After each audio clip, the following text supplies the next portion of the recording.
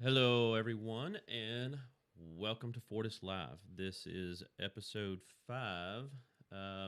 But first, I need to make sure y'all can hear us. I can't start the program until I know. It's a new. It's like we have to do this every time because nobody can ever hear us. Right, because for some reason, it's live. So once we go live, we always start off with issues. So if someone could let us know. What is? What is that?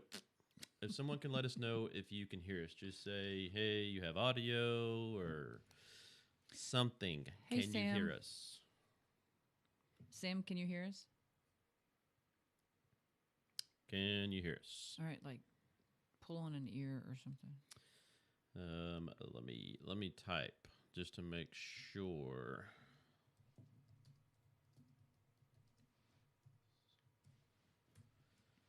Can you hear us? Yes. Thank you, Joel. Oh wow. I appreciate it. So actually, we're that's awesome. So looks Okay. like we're starting off with. Anyhow, I was just let's not gonna jinx say. it. Shh, let's not jinx it. Let's not jinx it. I was just gonna close the show there. Right. Okay. Welcome everyone to episode 5 of Fortis Live. Again, with me today, my beautiful co-host Angela, my wife.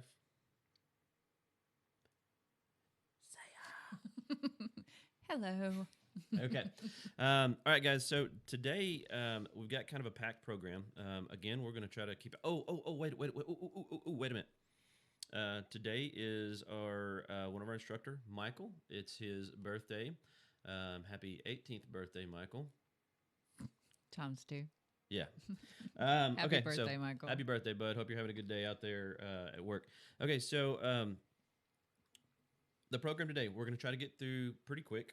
We've got quite a few things to talk about. We're going to keep with the same style format that we did last time. We're going to field some questions that have been asked to us, and then continue with step 4 of our security church security program. So always remember, the show is live. If you have any questions whatsoever about anything we're talking about or anything else, just type it.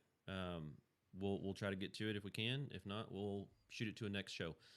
Also, I believe we're streaming live on YouTube starting this show. So No way. I think we are. It didn't come up and say I can't. So I think we are. Maybe if someone could just confirm that for me. Anyhow, on the YouTube channel, it's just Fortis Defense LLC, I believe. Please like, subscribe, whatever. We're trying to build the whole thing up. Okay, so this episode. Are you ready? I'm ready. Okay. So we do have some questions that we need to put out there to, well, I think these are good questions, so I'm glad they came up. How long is it currently taking to get your license to carry? Very good question. Wait, and I mean after they've already taken the course, to get it back from the state. Okay, very good question. So once you submit everything, how long is it taking to get the license to carry? So up until a few months ago, it was taking. People were telling me it was taking about a month and a half to almost 2 months, and sometimes even longer in a couple of cases. But I just had a gentleman come by the other day that we did some gunsmithing on his handgun, and he told me that he actually received his in less than a month. Oh wow! So when he sent his application in, did everything was in, fingerprints were done. It was just over 3 weeks when he got his license in, which is amazing. Yeah, that's pretty good. Especially right now. Yeah. So I can't say that's for everyone. It kind of depends on what comes up in your background or when you get your stuff in. But that's what he told me. So that's kind of what I'm telling people right now. So if you're a hoodlum, it may take longer. If you've done some hood rat stuff in the past, it could take a little bit longer. So yes, it'll be okay.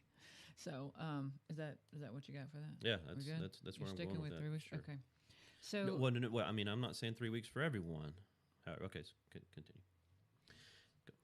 Continue. all right. So Oh wait. Okay, so I'm just kidding. Go. Okay, hurry. We can't make this go. test. Can you hear me? I All right, there's some new stuff that's being sent to legislation for 2021 that does affect handguns or gun laws Gun across laws. the board. Um, there's three in particular that we were going to talk about today. It's HR 125. It's called Sorry, Not Sorry. It is I need you to explain it because all I really get from it, from what I've read, because I haven't researched it, is that there's additional to the background check. They've added more stuff. Okay, so without going into super detail on this introduction of HR 125, I'm just going to kind of skim across the top of it. If you want it explained deeper, then send me a message and I'll do another show where we explain it a whole lot deeper than this. So this is basically just the gist of the HR 125. So if I'm not mistaken, it was introduced January 4th of this year, and it was introduced by Representative Sheila Jackson, She-Jack for short. You just made that up. I may have. Democratic representative of Texas. The name of the bill is Gun Safety Sorry Not Sorry Act of 2021. So, with that, you can kind of see where it's going with just the name of it. So what does it do?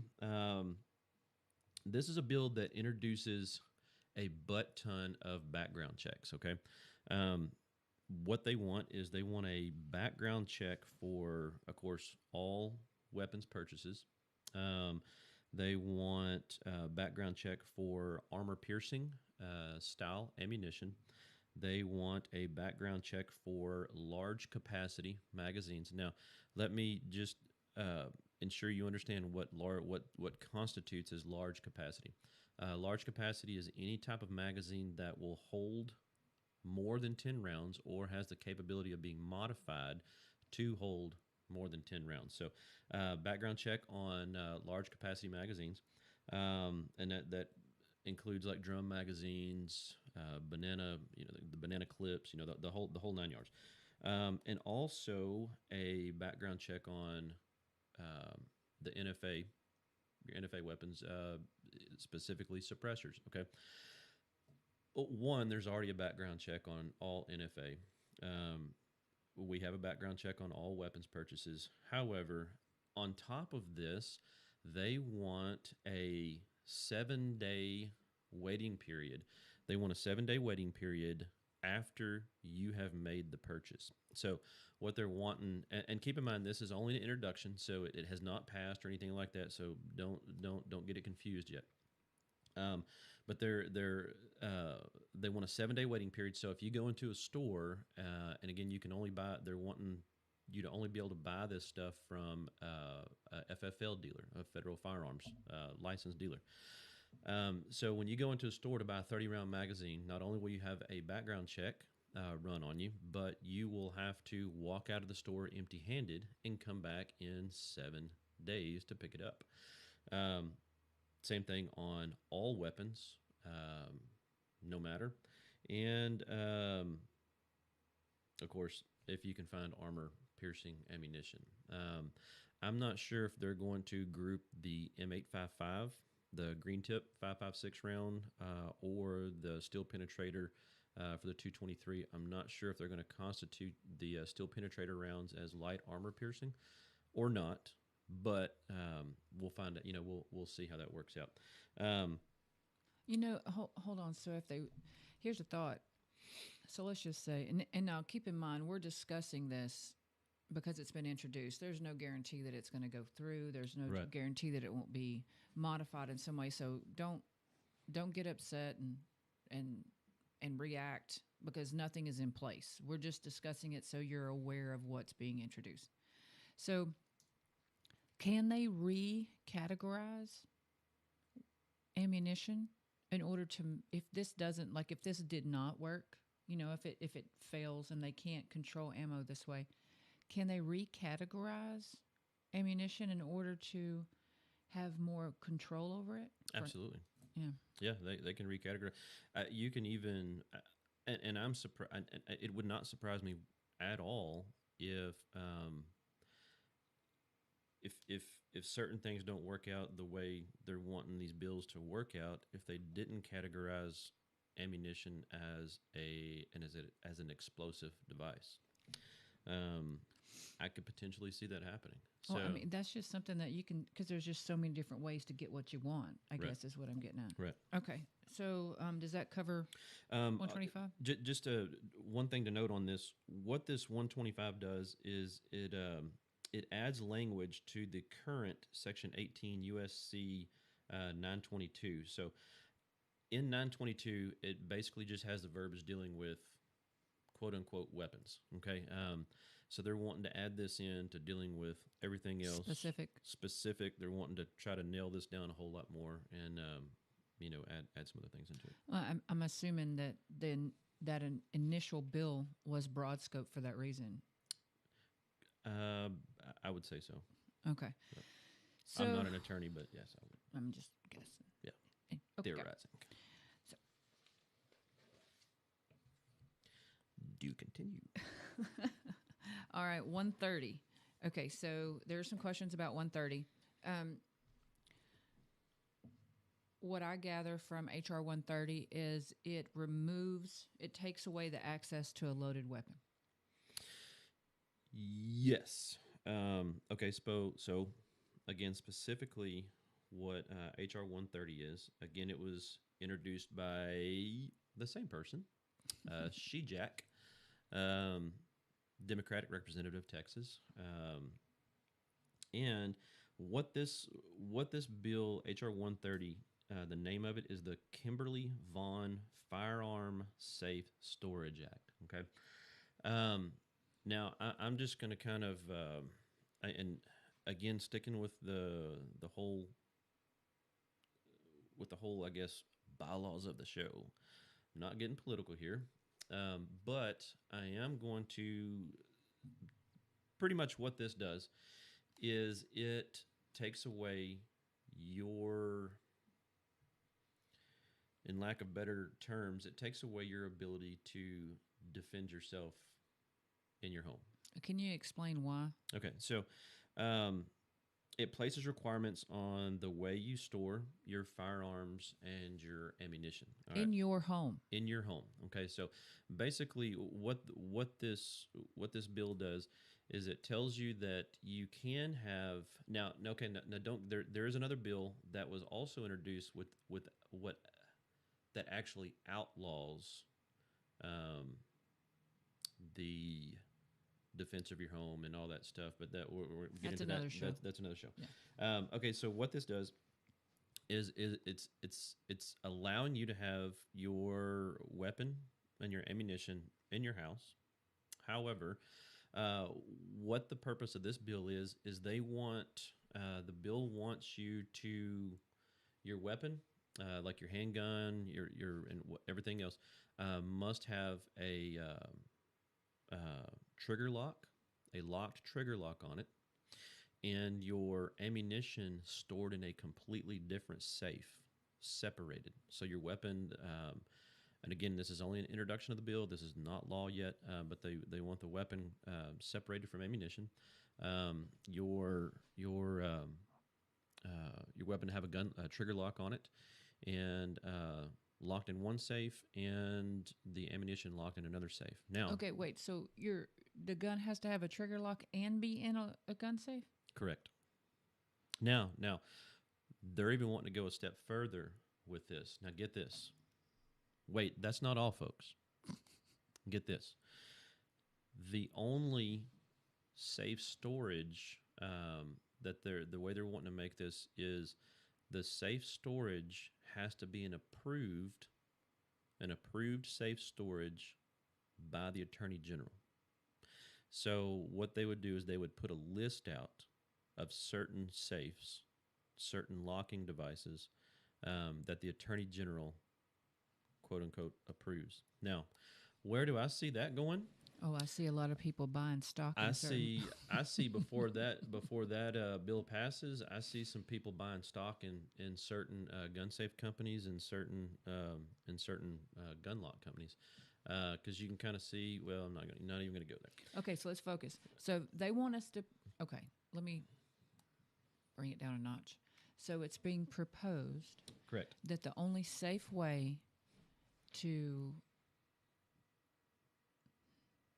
lock up your gun, if you own one, is to put a trigger lock on it, Mm-hmm. put it in a gun safe. Then you have to lock your ammunition so far away, like X amount of steps or whatever. Um, the bill does not talk about the distance between it, but it does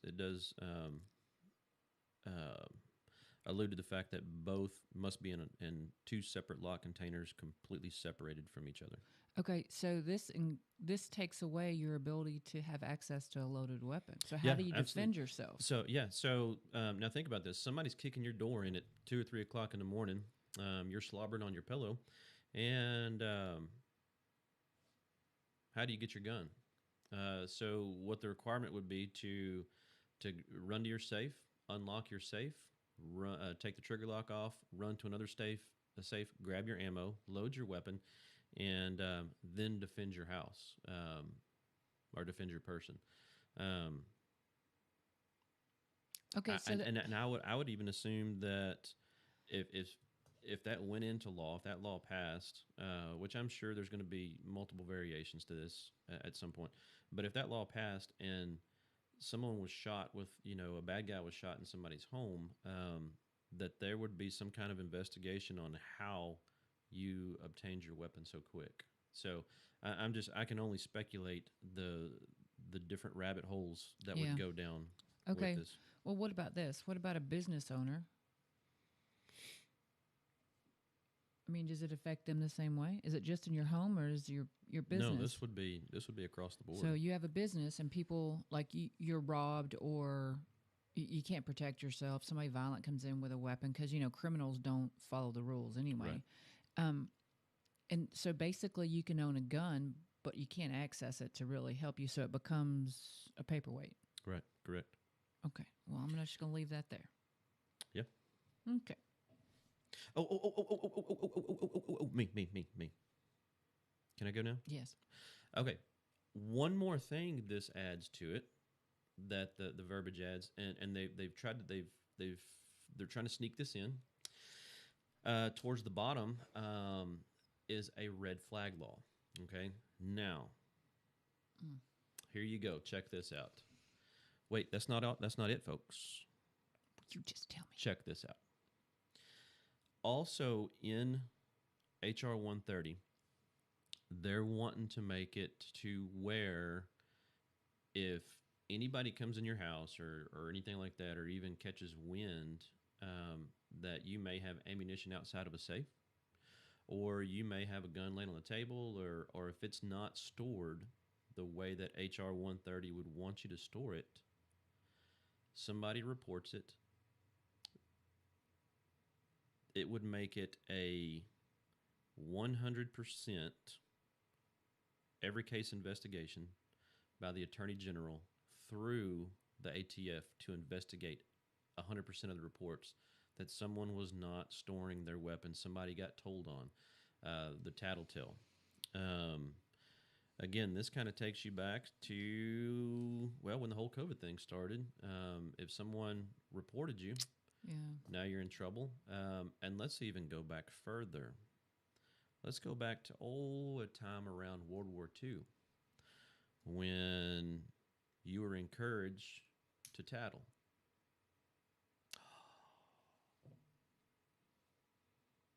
Yeah. I'm going to need you to get off that subject. Okay. Anyhow, That might be volatile. so there is a red flag law associated with that. Just so you know. I'm all about gun safety, but I think that's overreach myself, but that's just my opinion. Okay. So there was another bill that added ATF officers in order to enforce that, right? Yes. So there, one of the questions that kind of comes down to is how could they even enforce those laws? That would be a lot of complaints and That would be yeah. a lot of people complaining. And just to show you how serious they are with this, um, wait again, or yet again, She-Jack introduced another bill, which is HR 121. HR 121. Again, Democrat representative of Texas. The name of this bill is the Gun Violence Reduction Resources Act of 2021. What does this bill do, you may ask? What does this bill do? Oh, funny you should ask. So, what this bill does is it authorizes the Attorney General to hire up to 200 additional ATF agents for the sole purpose of investigating tattletales. I mean, reports of potentially someone not storing their weapon correctly. I don't know. Or their ammo. It sounds like a serious overreach. I mean, I know there's a lot of people out there that shouldn't have weapons, but there's also a lot of people who shouldn't have children. Well, yeah, and I would agree. So, so hiring up to what HR 121 would do is it authorizes the Attorney General to hire up to an additional 200 ATF agents for the sole purpose of investigating reports and enforcing the new gun laws. Okay. I guess, you've heard a lot of people say, who's going to come take my guns? Yeah. And I am not trying to get people all riled up, but it's just interesting how, it's a good thing that a lot of people don't read these bills when they're introduced, because it would really start a lot of frenzy, because most of them do not make it through. Correct. This right here is... Well, the reason a lot of them have not made it through is because the way the House has been controlled in the past. So... well, I do think there's a lot of fluff in some of these to make a lot of people happy. Yeah, right. But so don't get upset. Don't worry. This is all stuff that's just being presented in this form. But we thought that we would cover some of it just to educate you a bit, and then we've got some more. I think we're going to do next week. Okay, so if you think that's an overreach, one of the things we're going to talk about next week is HR 127. Now, the reason I'm going to do it next week is because I needed a little bit more time to go through this bill. There's some stuff I'm going to highlight, and I'm actually going to show you the bill. I'm going to show you some stuff on it. That way you can actually read it for yourself. But we're going to, and I'm going to go through it damn near line by line, just to... That'll be a long one. To show you, no, because I can talk pretty quick. But just to show you what, I mean, something else they're shooting for. You got to say something. You can't just leave everybody hanging. Next week, me. Tune in next week for that, and we're gonna go into that quite a bit more. But that's HR 127. So, with that being said, I believe that's all the questions that the questions that we had. So, basically, to wrap the show up, what we're going to do is we're going to continue on with the step 4 of our church security program or security program. So this is going to go pretty quick. What step 4 is your security team training of your security team. Okay. No, we're not talking about qualifying. We're talking about training after they've already made the team and blah blah blah, right? Well, yes and no. Okay, so there are a few different steps that we've got into this. There is, so real quick, we'll talk about also, well, make sure the entire team knows your standard operating procedures or your SOPs for training, okay? You need to make sure that you have something written. Also, something written that... This kind of gets ahead, jumping ahead a little bit, but you need to have SOPs or standard operating procedures written for your entire security program. Not only does that help your people know what's going on, less questions to you, but it also legal issues. Once legal issues come up, if you were to ever unfortunately have to engage someone in your church, you need to have a written policy that can be introduced as evidence. What your team members do step by step. So always make sure it's a liability mitigation tool. So weapons. One of the things that you should do for your church when you do your your team training is weapons, the testing quals, and this kind of falls into vetting of your people. You need to make sure your people can shoot. You need to make sure that they can handle a gun.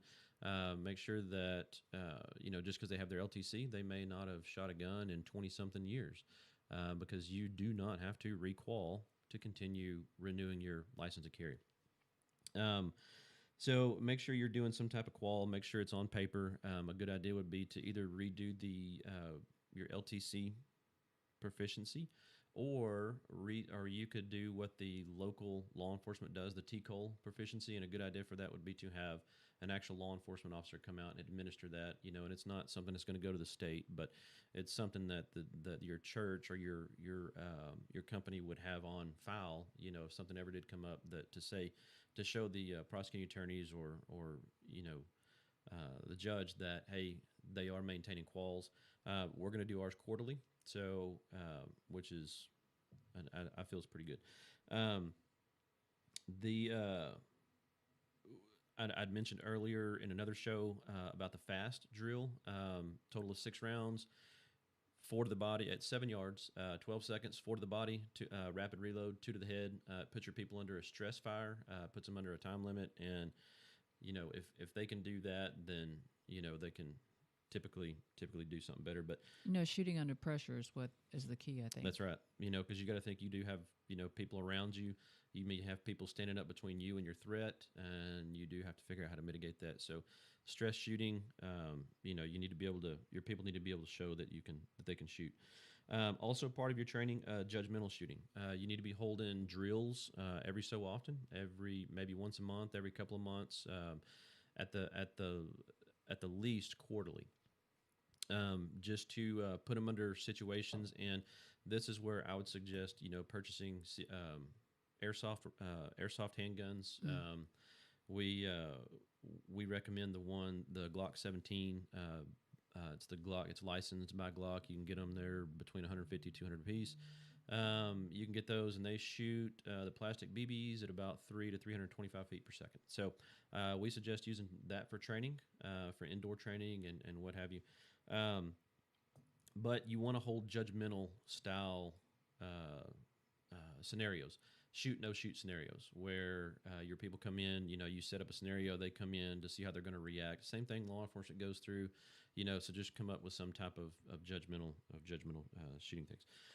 Next, for your team training, know the law. For all of our people, we're going to rerun them through through our current online license to carry course. So they're going to do our even though they may have just received their license, we're going to put them through, because I know mine teaches the most up-to-date laws. So we're going to put them through that just so they're updated on what the current the laws and regulations are for their LTC, and that's just for so the church can maintain that stuff on file. And again, for a defense, it goes to prosecution. If something happened, there is paper trail that your people are well trained. They know what the laws and stuff are. I was going to say that if anybody is putting together a security team for your church or company, whatever, we can offer the qualification. Yeah, absolutely. Qualification courses. And we can also, if you need something put together for your church, we can come in and set your whole program up. It's one of the things that we do. So, if you have any questions, we can. That is one of the services that we offer, is to build your security program for you. Just to wrap this up, again, stress shooting, you want to do that a few times a year. That's, considered ongoing training, proficiency training. And last, when you're dealing with team training, is not only should you hold team training events, but you should encourage your people that, your team members, that they need to continue individual training. They need to go to the range. They need to practice dry fire. They need to practice their own scenarios. They need to practice shooting. When you bring people onto your security team, that's not the time to teach people how to shoot. That's not it. that's part of your vetting. You need to make sure these people already know how to shoot. Now, if that's something on the side that once they become proficient with a gun, they're later accepted into the security team, then that's completely on you. But when you're putting your new members, forming a new team, that is not the time to just train people how to shoot a gun. Okay, That's there's a little lot late. of a little late. You're behind the eight ball if you're doing that. So, Which is why any law enforcement, retired law enforcement, or anything like that would be very helpful in those positions. yeah. So, once again, that's going to be it for us. Once again, this is a live show, so if anyone has questions during the show, please ask them. If you have any questions before the next show, please send us a message, call us, and it's something that we'll talk about, in the next show. Make sure you like, subscribe, whatever people do on YouTube. Whatever people do. Yeah, because I'm not real familiar with all that stuff. So, anyhow, Yeah. Any questions about the current proposed gun laws too? Just throw them at us. yeah, absolutely. Also, we've got a lot of courses that we're fixing to start putting out on the calendar. We've been talking about it a few times. Land navigation. We will travel to teach land navigation. Basically, we'll travel to teach most of these courses. So we're going to have a women's self-defense course coming up in March. We're really excited about that. So just a lot of things coming down the line that we're really excited about. That we're still working out all the details on it. So please stay tuned for that. Is that a wrap? I think that is a wrap. You almost made 30 minutes. I almost kept it under 30 minutes. So, Almost. anyhow, if you would like to sponsor our show, we're looking for sponsors. You have any type of gear you'd like for us to, test out, to talk about, to, throw your company out there. We are looking for sponsors. So if you'd be interested in sponsoring, being a sponsor of the show, please let us know, and that would be super. It'd make me feel it'd make me feel more important. Like when your sound works? Yeah, like when the sound works, but it would make me feel like we made it we leveled up. I'm just happy to be here. Anyhow, guys, thank y'all for sticking around for episode 5 of Fortis Live, and we will see y'all next week at high noon. Thanks a lot, guys.